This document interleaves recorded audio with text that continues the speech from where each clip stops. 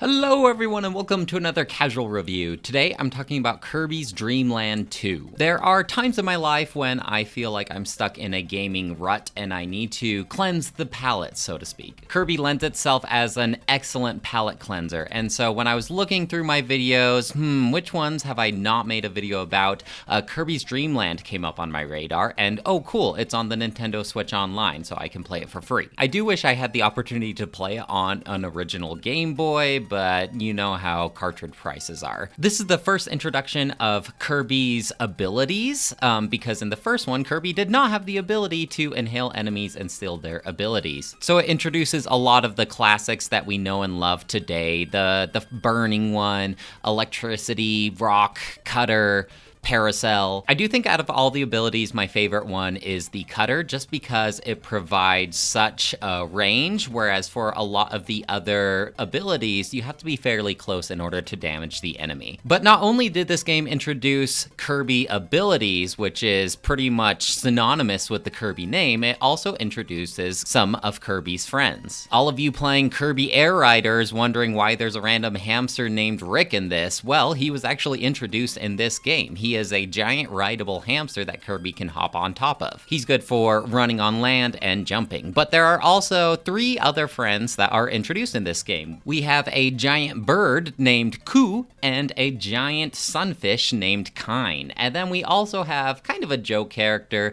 but it is Gooey, who is also playable in Kirby Air Riders. Now, Gooey isn't actually interactable. Gooey more appears when you already have an animal friend, and I think it replenishes your health. And what's even more interesting about these animal friends is depending on what ability Kirby has influences how these characters' abilities are. And so suddenly this opens up a lot of possibilities, because not only does something like Spike give one ability, depending on which animal friend you have with you, that gives 3 other potential combinations. Ever since Kirby and the Crystal Shards, I've really liked the concept of mixing and matching these abilities to create something entirely new. I will say my favorite combination is probably Cutter and Ku, for the reasons I mentioned earlier, except instead of shooting just 1 cutter, when you're flying on Ku, you shoot 3 cutters, and so it's really good at just clearing the whole area around you from a safe distance. We get to know these characters a little more when we transfer from planet to planet. These are like the worlds in Kirby.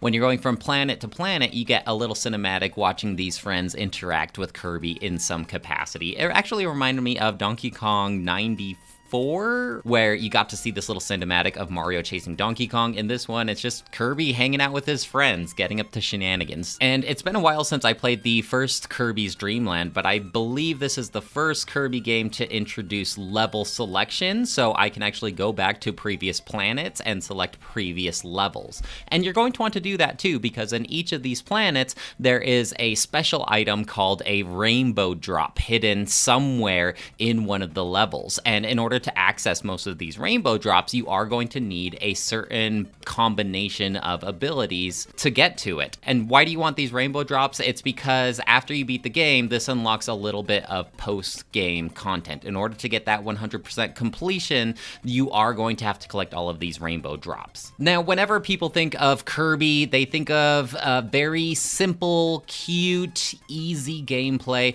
And while I will say for the most part that is fairly accurate, this game does have a couple challenging moments. Some of these bosses can be tough, especially if you're not prepared or have a correct ability in order to combat it.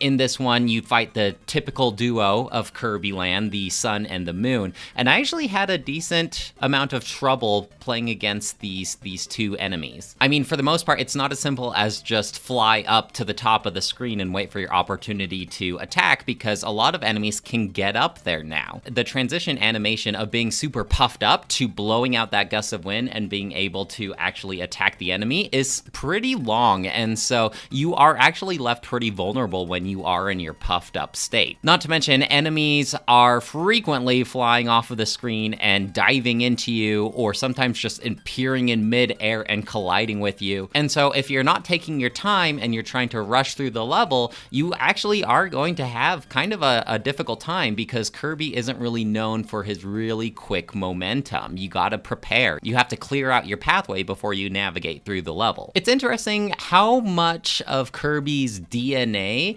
is present in the early Kirby games. There's a lot of things like the sound effects and the enemies and the abilities that are all still occurring even in modern times. I mean, this game came out on the Game Boy in 1995. We're talking 30 years later, and we still have a lot of these similar enemies and sounds and items. Even playing against King DDD, a lot of his abilities are plucked straight from this game and put right into Super Smash Bros. He does have his up B special, he has his little dive attack, he has his mallet attack. Unfortunately, Kirby does not have his down A slide attack that I'm so used to in Kirby games yet. I can't remember if that's introduced in Kirby's Dream Land 3 or not. It is a really short game. I want to say if you're just playing through the levels without really taking your time, maybe 2 to 3 hours, and if you are collecting the rainbow drops and doing the post-game content, maybe 3 or 4 hours. But sometimes in my gaming career, I need just like a short burst of fresh, cute platforming in my life. These giant open world 40-hour games can start feeling a little heavy, and so it's nice just tasting a little bite-sized snack of joy. Overall, I think I will give this game a 3 out of 5. If you're looking for a fun, cute, easygoing evening, you could do a lot worse than Kirby's Dream Land 2. Well, folks, that's it for me. Let me know if you have any questions or comments about Kirby's Dream Land 2, and I'd love to hear what you have to say. Otherwise, I'll talk to you later. Bye!